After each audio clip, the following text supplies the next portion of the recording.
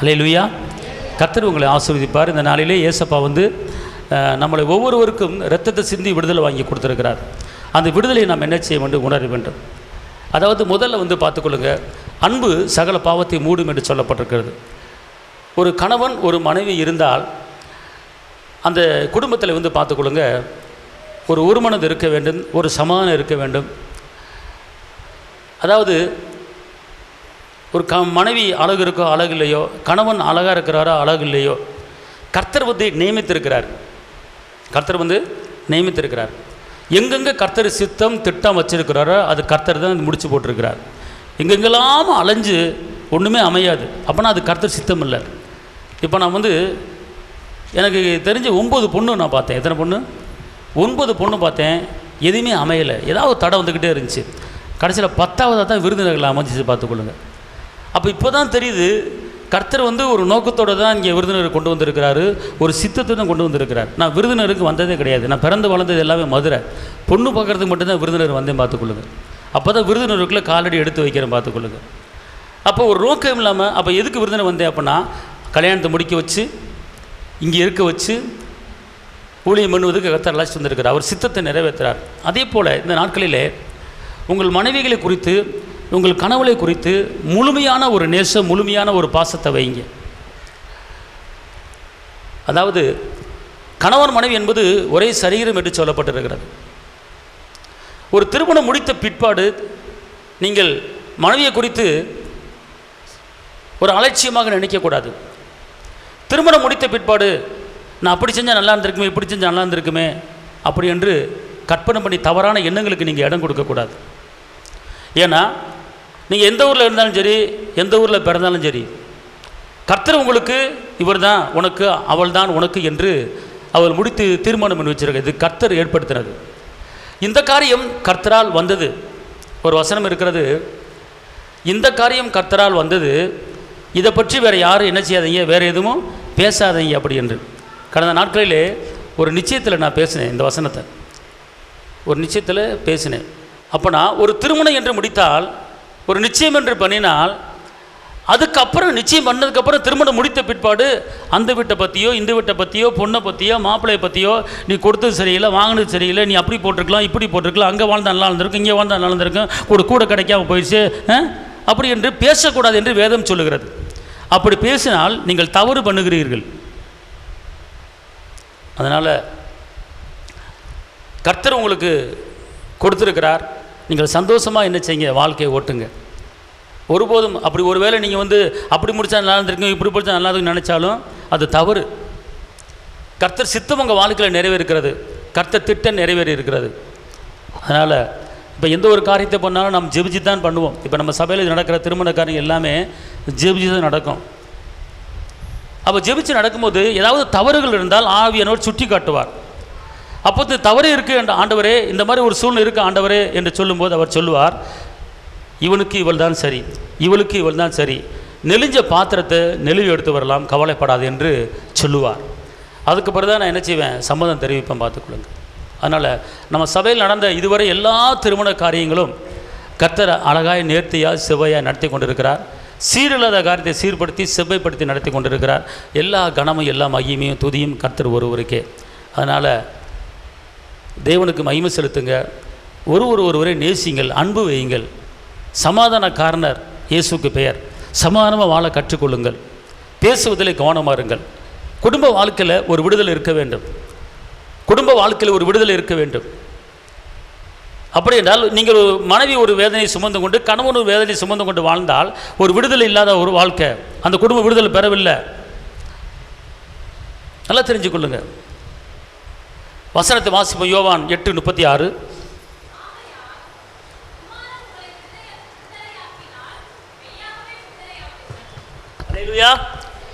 அப்போ இயேசு என்ன சொல்கிறாரு, நான் உங்களை விடுதலை கொடுத்துருக்கிறேன்.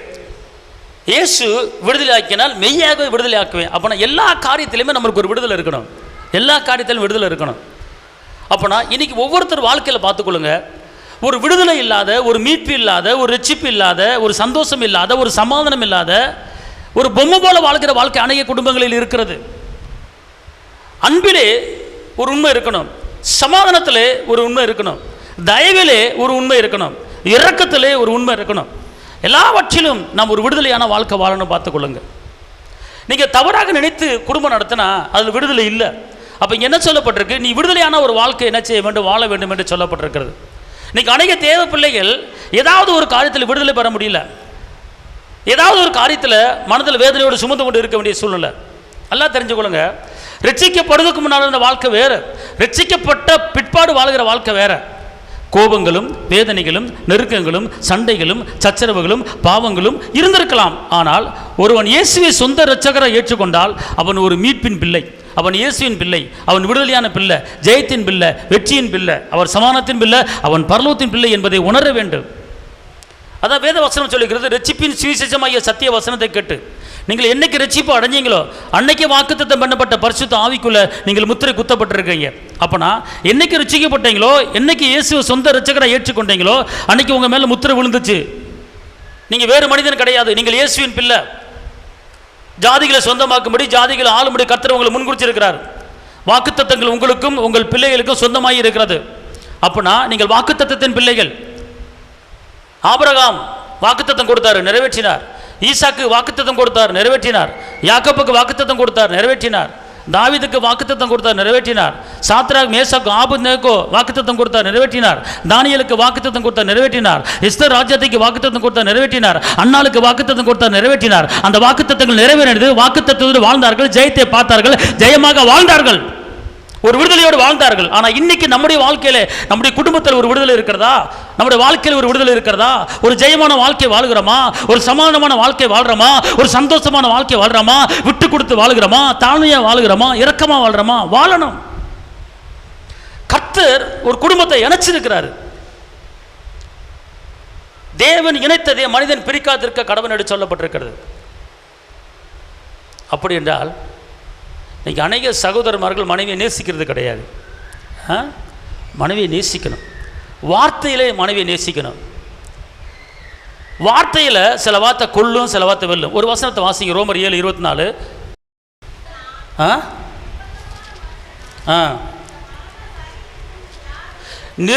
நிர்பந்தமான மனுஷனான இந்த அழிய போகிற, இந்த மரிக்க போகிற இந்த சரீரத்துக்கு யார் விடுதலை கொடுப்பா? அந்த விடுதலை கொடுக்கிற தெய்வம் இயேசு. அவர் விடுதலை கொடுத்துட்டார். ஆனால் அந்த விடுதலையை முழுசாக என்ன செய்ய முடியல, அனுபவிக்க முடியல. பார்த்துக்கொள்ளுங்க. எபேசியர் 4:26-27. நீங்கள் கோபம் கொண்டாலும் பாவம் செய்யாதிருங்கள். அல்லேலூயா, அல்லேலூயா. எல்லாம் சொல்லுங்க, நான் கோபம் கொண்டாலும் பாவம் செய்ய மாட்டேன். சாயங்காலம் கோபப்பட்டா விடியறதுக்குள்ள என் கோபம் மாறிவிடும். அல்லேலூயா, அல்லேலூயா. இப்போது உறவிலே, பழக்க வழக்கத்திலே கோபம் இல்லாமல் இருக்காது, கோபம் இல்லாமல் இருக்காது.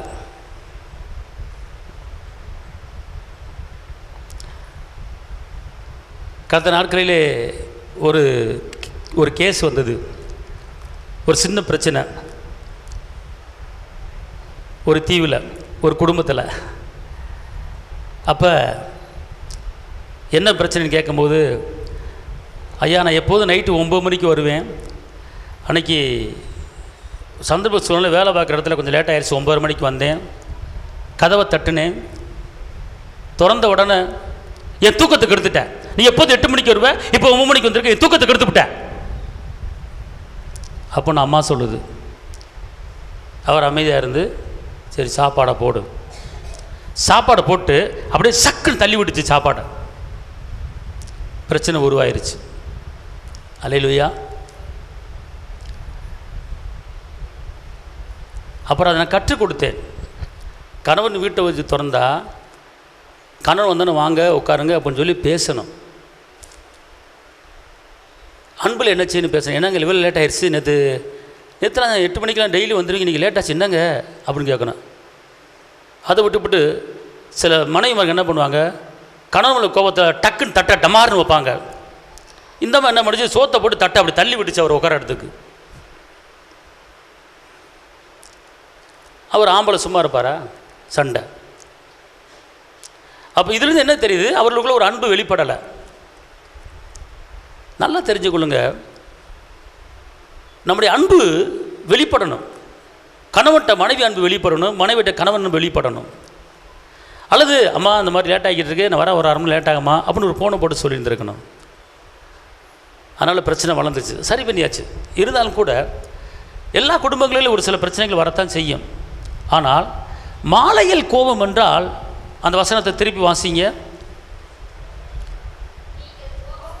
நீங்கள் கோபம் கொண்டாலும்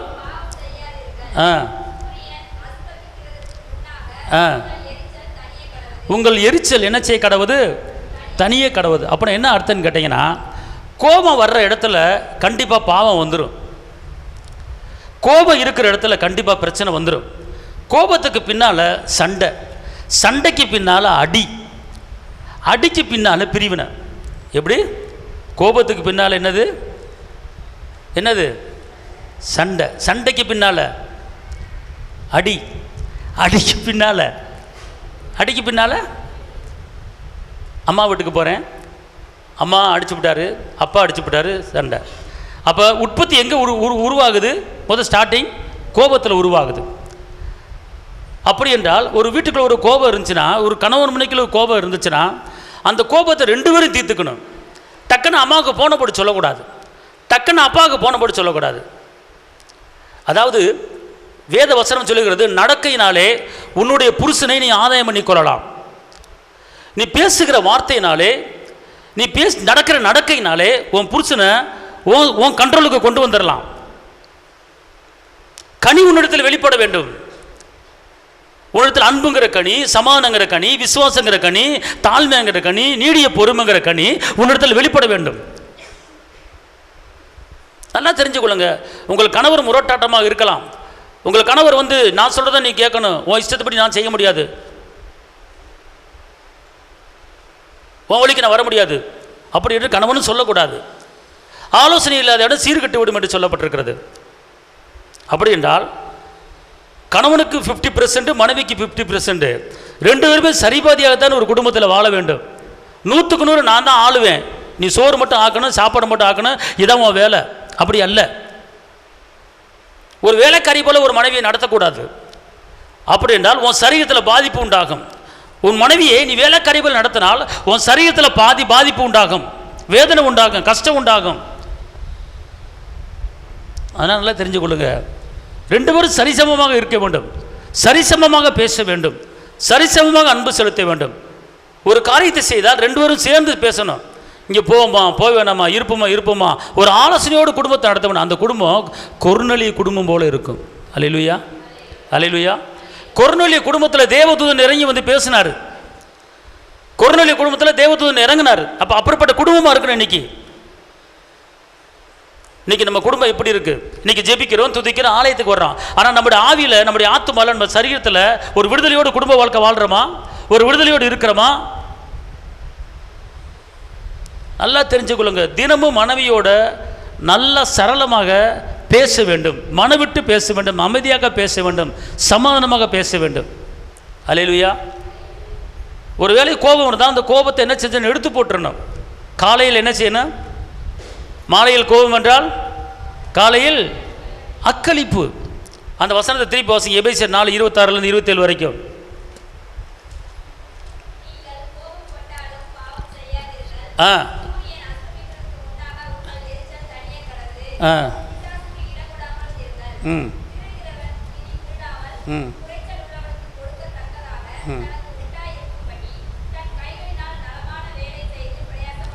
தன் கையினாலே நலமான வேலை செய்து பிரயாசப்பட கடவன். கெட்ட வார்த்தை ஒன்றும் உங்கள் வாயிலிருந்து பக்தி விருத்திக்கு ஏதுவான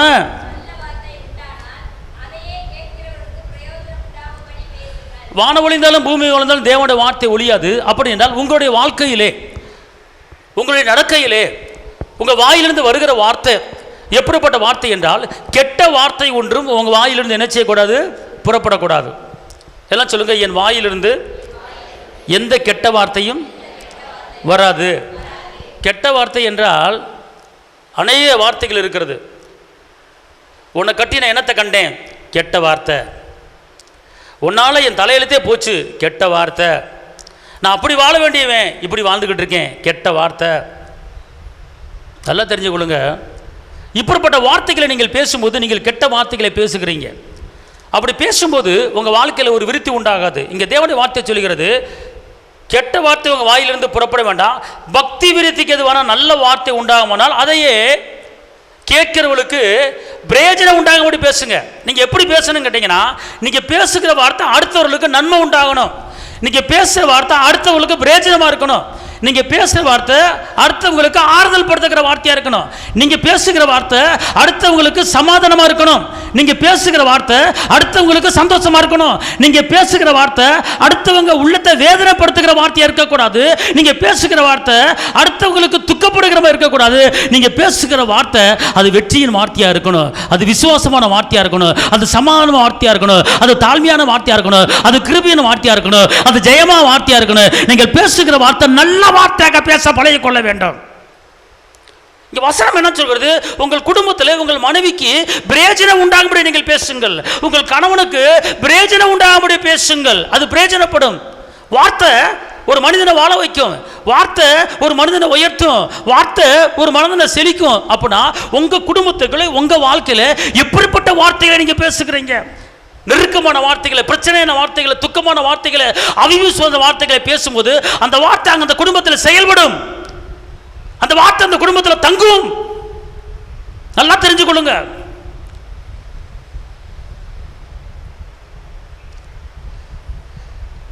இப்போ ஒரு மனைவி 3 இருந்தாங்கன்னா வெளியே வா அப்படின்னு சொல்லணும். சிலை கட்டு வருது, கணவன் சொல்லணும், எப்பா எப்பா பொண்ணு கொஞ்ச நேரத்துக்கு முன்னாடி நைட்டியோடு இருந்தேன், இந்த சேலையை கட்டணும்னு அப்படியே பளபளன்னு ஆகிட்டேன், ஃபண்டாஸ்டிக், ஓ ஃபைனாக இருக்கப்பா, வாப்பா, ஓ நல்லா இருக்குப்பா, அப்படியாங்க அப்படின்றாங்க. உடனே ஒரு சந்தோஷம் உள்ளத்தில் வந்து. அது அவங்களுக்கு கோபத்திலேருந்து விடுதலை பெறதுக்கு பிரயோஜனமுள்ள ஒரு வார்த்தை. கிளம்பிட்டியா, சீக்கிரம் வந்ததில்ல, தலையெழுத்து வா வா அப்படின்னு சொன்னீங்கன்னா என்ன இருப்பாங்க? விளங்காதவன் வஞ்சிக்கிட்டே இருக்கான் அப்படின்னு சொல்லுவாங்க மனசுக்குள்ளே. விளங்காதவன் இப்படி அவங்க சொல்ல மாட்டாங்க, விளங்காதவன் வஞ்சிக்கிட்டே இருக்கான் அப்படின்வாங்க. அப்போ என்ன ஆகுது?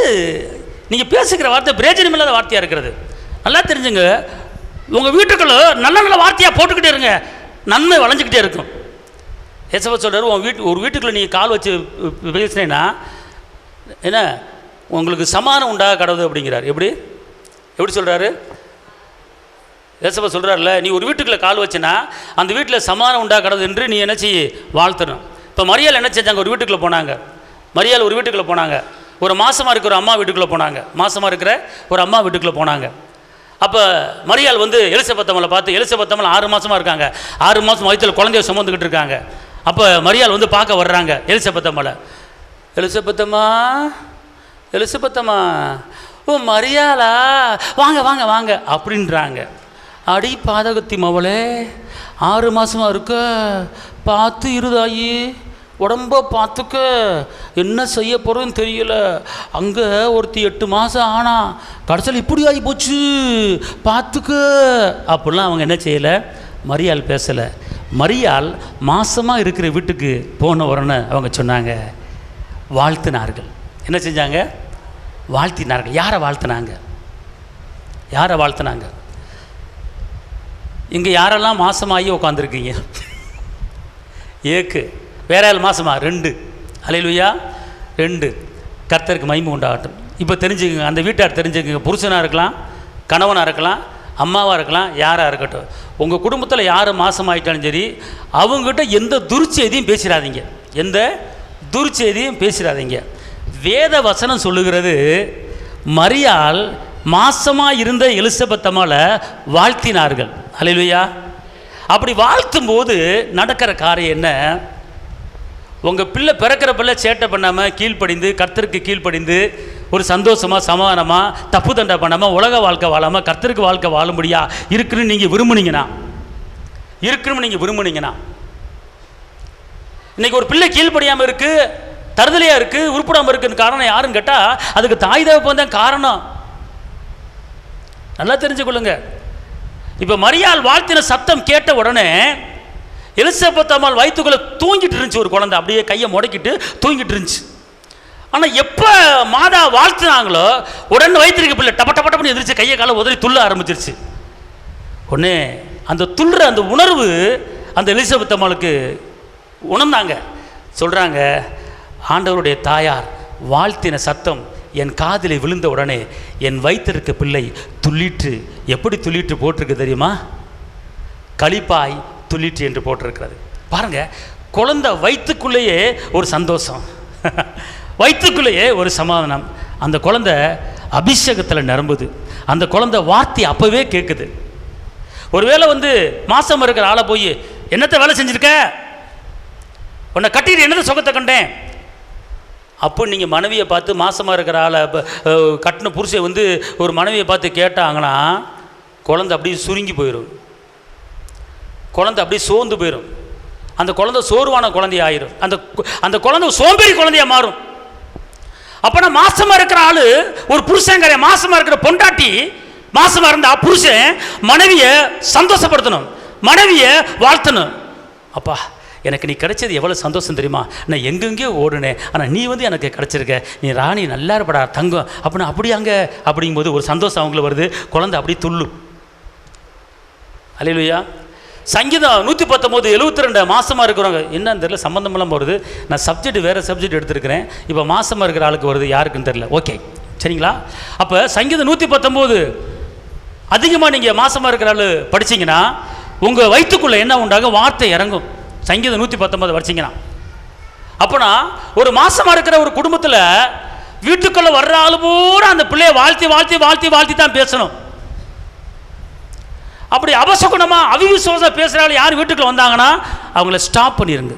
வீட்டுக்குள்ளே என்ன செய்யாதீங்க, ஏற்றாதீங்க, அது குழந்தைக்கு பாதிப்பு உண்டாகும். அப்படி யாராவது பேசினா கூட அக்கா அப்புறம் வேறு பேச்சு மாற்றி, அக்கா அவங்க எங்கே வெளியே போகிறேன்னு சொன்னாங்க, அப்புறம் கிளம்பலையா அப்படின்னு சொல்லி நேக்கா அவங்கள கழட்டி விடுறதுக்கு உண்டான வழியை பார்த்துக்கா. டீ வேணுமா, காப்பி வேணுமா, எங்களுக்கு காணாங்களே அப்படின்னு சொல்லி பேச மாற்றிருங்க. வாழ்த்துற ஆள் மட்டும்தான் நீங்கள் அலோவ் பண்ணணும் வீட்டுக்குள்ளே.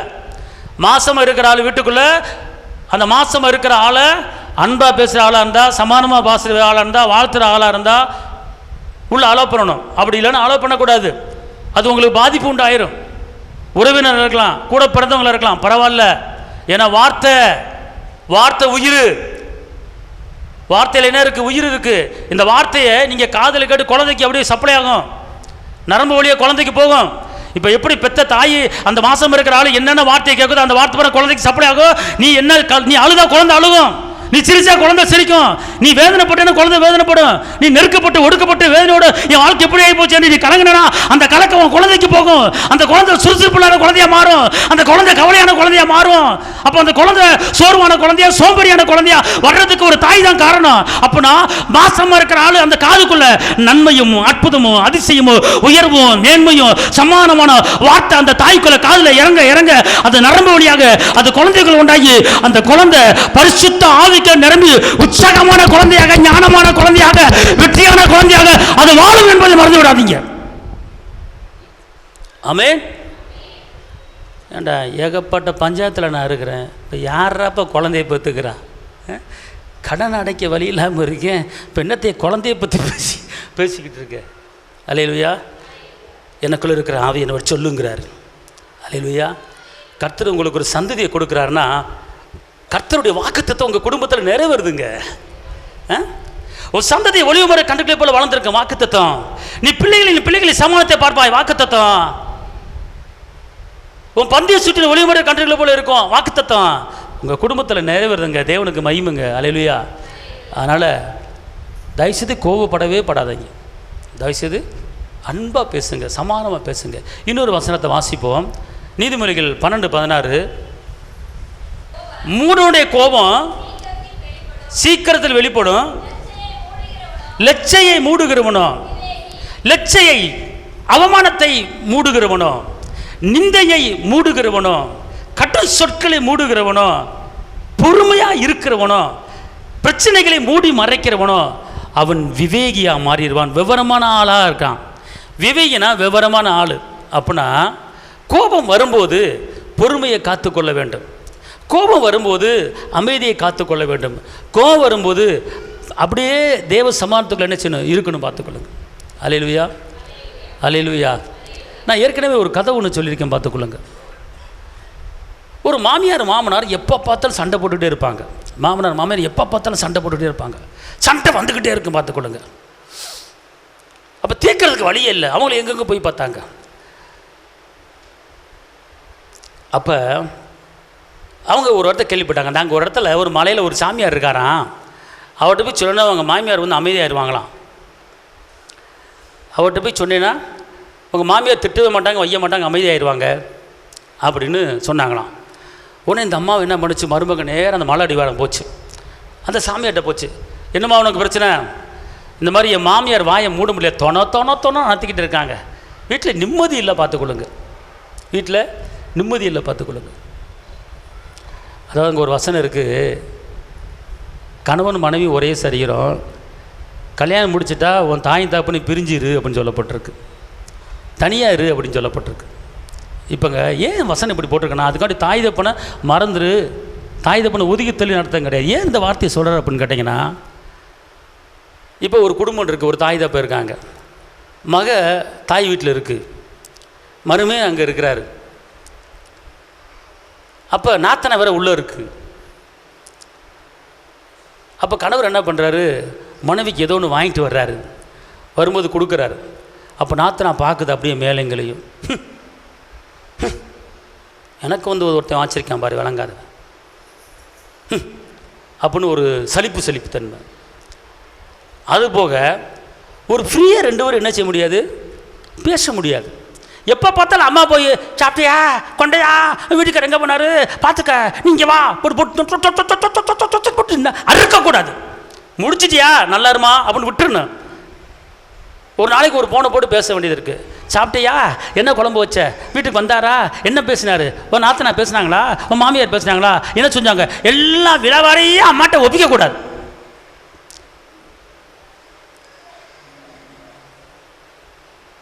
அல்லேலூயா, அல்லேலூயா. சில தாய்மார்க்கு விட மாட்டாங்க. என்ன பண்ண, ஏது பண்ண, வந்தாரா போனாரா, நாத்தா வந்துச்சா, மாமி என்ன சொன்னா, அதை என்ன சொன்னா, இதை சொன்னா, அப்படி போட்டு கொல்லக்கூடாது, விட்டுணும் லூஸில். அப்போ அடிப்பட்டா தான், அனுபவப்பட்டால் தான் தெரியும், நல்லது இது கெட்டது இது எல்லாம் தெரியும், பார்த்துக்கணும். அதனால் பொறுமை ரொம்ப ரொம்ப ஒரு அவசியம், பார்த்துக்கணும். இப்போ என்ன சொன்னேன் நான், இது ஒரு கதை சொன்னேன், சாமியார். அப்போ அப்படியாம்மா உன் மாமியார் தொடர்ந்து பேசுதாம்மா, ரைட்டுமா, ஒரு விசேஷமான ஒரு தண்ணி உனக்கு தர்றேன், உன் மாமியார் வையும் போதெல்லாம் அந்த தண்ணியை குடிச்சிட்டு நீ எதுவுமே பேசக்கூடாது, இந்த தண்ணியை வாயில் வச்சுக்கிட்டே இருக்கணும். மாமியார் பேசி முடிச்சு பிற்பாடு துப்பணும், அதுக்கப்புறம் அமைதியாயிரும். உன் மாமியார் எப்போ பேச ஆரம்பிக்கிறாங்களோ அப்போ அந்த தண்ணியை குடிச்சிடணும் அப்படின்னு ஒரு டப்பால தண்ணி என்னமோ அப்படி செஞ்சார், ஜூ காட்டி செஞ்சார். இந்தா தண்ணியை கொண்டு போய் குடிச்சிக்கோ வீட்டில், மாமியார் எப்போ சத்தம் போடுதோ அப்போல்லாம் நீ போய் குடிச்சிக்கோ அப்படின்ட்டார். உடனே மருமக வீட்டுக்கு போச்சு. எங்கே போயிட்டு வர்றா, சித்திட்டு வர்ற, எவனை பார்க்க போனேன், அவனை பார்க்க போனேன், என் பொழப்பு அப்படி இப்படி கத்த பேசிட்டே இருந்துச்சு. உடனே டக்குன்னு திறந்து தண்ணியை மடக்கு குடிச்சிட்டு,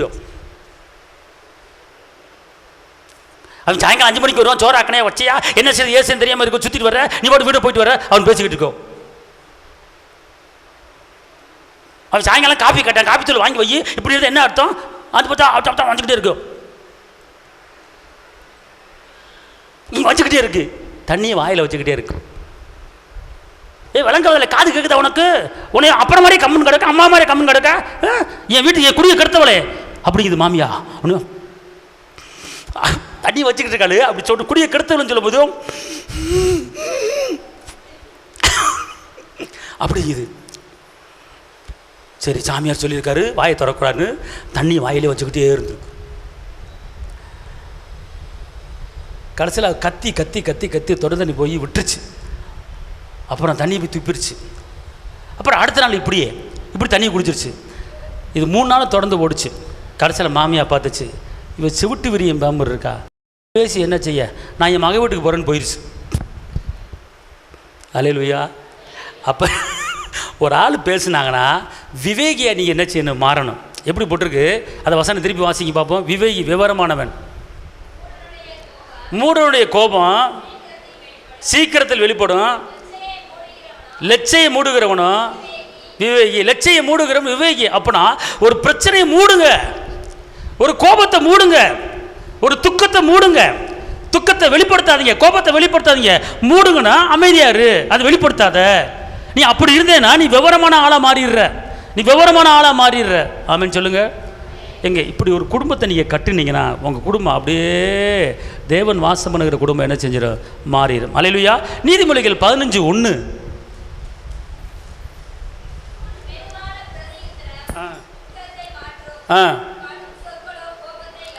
கடுஞ்சொற்கள், அதாவது கோபம் வர்றதுக்கு இங்கே இருங்க, கோபம் வரும், சண்டை வரும், அடி விழுகும், வீட்டை விட்டு ஓடுவாங்க. எப்படி?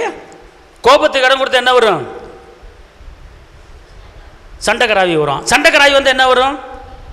அடிக்கிற ஆவி வருவான். அடிக்கிற ஆவி வந்து என்ன ஆகும்? பிரிவின் ஆவி வந்துடுவான். இங்கே இருங்க, ஒரு ஆவிக்கு இடம் கொடுத்தீங்கன்னா சண்டைக்கர ஆவி வருவான், அடிக்கிற ஆவி வருவான், அடுத்து பிரிவின் ஆவி வந்துடுவான், கடைசியில் வேறு மாதிரி ஆவி வந்துடுவான். அல்லேலூயா. அப்போ என்ன செய்யணும் அப்படின்னு கேட்டிங்கன்னா, இங்கே வசனம் என்ன சொல்லுது? திருப்பி வாசிங்க. கடுஞ்சொற்கள் கோபத்தை எழுப்பும். இப்போங்க வார்த்தையில் அன்பான வார்த்தைன்னு இருக்கு, சமாதானமான வார்த்தைன்னு இருக்கு, கடுமையான வார்த்தைன்னு இருக்கு. அல்லேலூயா. இப்போ நார்கள் பக்கம் போயிட்டீங்கன்னா, மக்களே சாப்பாடு போடுங்க மக்களே, என்ன மக்களே எப்படி இருக்கீங்க அப்படின்வாங்க. இங்கிட்டு பார்த்தா என்ன பாப்பா எப்படி இருக்கு பாப்பா, சோய்ச்சன் சாப்பாடு போடு பாப்பா அப்படின்னு ஒரு பக்கம் சொல்லுவாங்க. நல்லா தெரிஞ்சுக்கொள்ளுங்க, எங்கே போன இவ்வளோ நேரம் ஆச்சு, சோத்த போடு. இதுக்கு பேர் என்னது? எங்கே போய் தொலைஞ்ச, சோத்தை சீக்கிரம் போடு அப்படின்றாங்க சில பேர். இதுக்கு என்ன அர்த்தம்? இது என்ன வார்த்தை சொல்லுங்க? இதுக்கு என்ன வார்த்தை?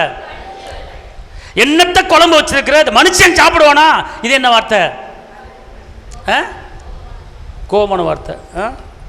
என்ன சாயங்காலம் உங்க அம்மா வீட்டுக்கு போங்களே, என்ன சொல்ற? இது என்ன வார்த்தை?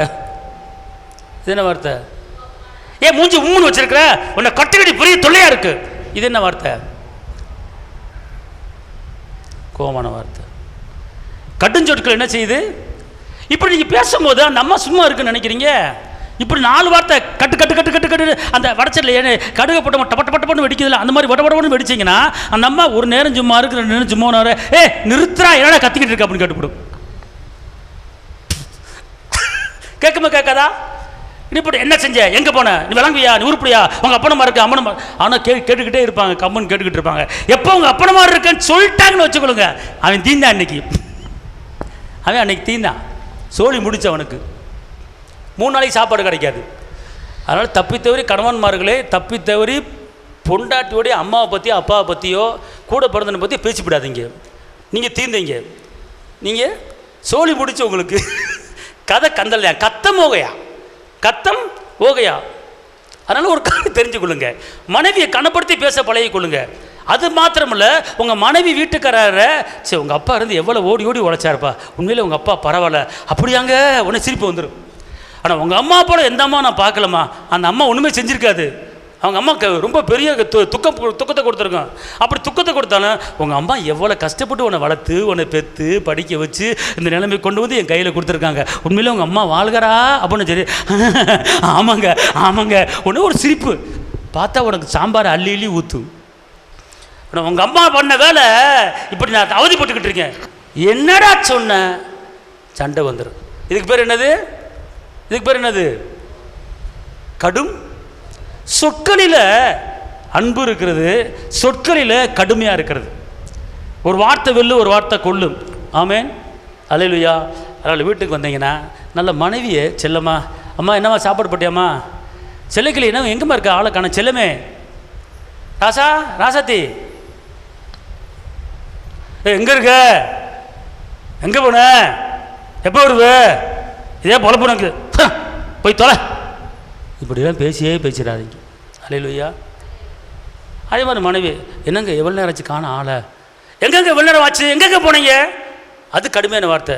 என்னங்க இவ்வளோ நேரம் ஆச்சு ஆளை காணா, எங்கெங்கே போனீங்க, நான் வருவேன்னு சொல்லி உட்காந்துக்கிட்டு இருக்கேன், சாப்பிடாமல் இருக்கேங்க, நீங்கள் வந்தால் தாங்க சாப்பிடுவேன், அப்படியாடா அந்த வந்துடுறான்டான்னு வந்துடுவேன். எங்கே போகிறீங்க, உங்கள் அக்கா வீட்டு போயிட்டீங்களா, உங்கள் அம்மா வீட்டு போயிட்டீங்களா, தெரியும் அப்படின்னா சரி எரு பெண்ண வருவேன் அப்படின்ட்டுவேன். ஆனால் இப்படி இது இந்த கடுமையாக சொல்ல நீ பேசுனேன்னா அப்படி தான் வருவேன் பெண்ணப்ப அப்படின்ட்டுவேன். ஆனால் நீங்கள் என்னங்க ஆளவே காணா, எப்போங்க வருவேன், ஏங்க நான் உங்களுக்காண்டி சோறு போட்டு வச்சு சாப்பிடாமல் இருக்குங்க, பசி எனக்கு அப்படியே அடிவேரை பிடிக்குது, நீ வந்தால் தாங்க சாப்பிடுவேன், அப்படியே தங்கம் அந்த வந்துடுண்டா செல்ல கிளியே அப்படின்னு வந்துடுவேன். இந்த வார்த்தை எப்படி இருக்குது, அந்த வார்த்தை எப்படி இருக்குது, நீ பேசுகிற வார்த்தை வர்றவனே வரவிடாமல் ஆக்கிவிடுவேன். அல்லேலூயா, ஆமான்னு சொல்லுங்கள். கட்டுஞ்சொற்கள் கோபத்தை என்ன செய்யும், உண்டாக்கும். அதனால் நிறைய காரியங்கள் இருக்கிறது. கோபத்தை கிண்டி விடக்கூடாது. ஒரு வசனம் இருக்கிறது, நீதிமொழிகள் 30:33 கோபம் வர்ற வார்த்தைன்னு தெரிஞ்சால் கிண்டி விடக்கூடாது. 30:33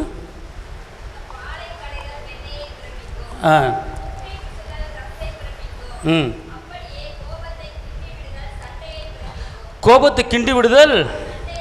அப்போ இவனுக்கு இதை பேசுனா கோபம் வரும்னு தெரியும், தெரிஞ்சுக்கிட்டு வீம்புக்குன்னு பேசக்கூடாது. அப்படி பேசும்போது சண்டை என்ன செய்யும், உண்டாகும். நல்லா தெரிஞ்சுக்கொள்ளுங்க. இன்னொரு வசனம் 25:23 நீதிமொழிகள் 25:23